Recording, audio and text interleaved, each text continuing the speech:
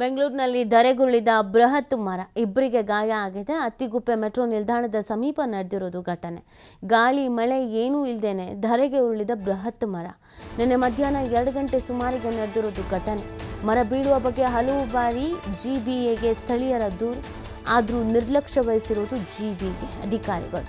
ಮುಖ್ಯ ಶಿಕ್ಷಕ 55 ವರ್ಷದ ಬಾಲಾಜಿ ಮತ್ತೋರ್ವ ಮಹಿಳೆಗೆ ಗಾಯ ಆಗಿದೆ. ರಾಮನಗರದಲ್ಲಿ ಹೆಡ್ ಮಾಸ್ಟರ್ ಆಗಿರುವಂಥ ಗಾಯಾಳು ಬಾಲಾಜಿ. ಬೆನ್ನು ಮೂಳೆ ಮುರಿದು ಮುಖ್ಯ ಶಿಕ್ಷಕ ಬಾಲಾಜಿಗೆ ಗಂಭೀರವಾದಂಥ ಗಾಯ ಆಗಿರೋದು.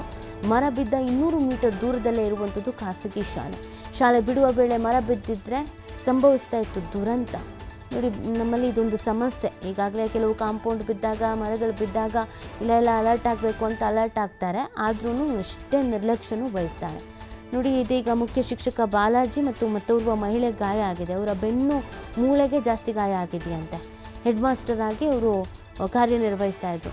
ಇನ್ನೇನಾದರೂ ಸ್ಕೂಲ್ ಬಿಡೋ ಟೈಮಲ್ಲಿ ಏನಾದರೂ ಆಗ್ಬಿಟ್ಟಿದ್ರೆ ದೊಡ್ಡ ದುರಂತವೇ ಸಂಭವಿಸ್ತಾ ಇತ್ತು. ಯಾವ ಪ್ರಮಾಣದಲ್ಲಿ ಸಮಸ್ಯೆ ಆಗಿದೆ ನೋಡಿ.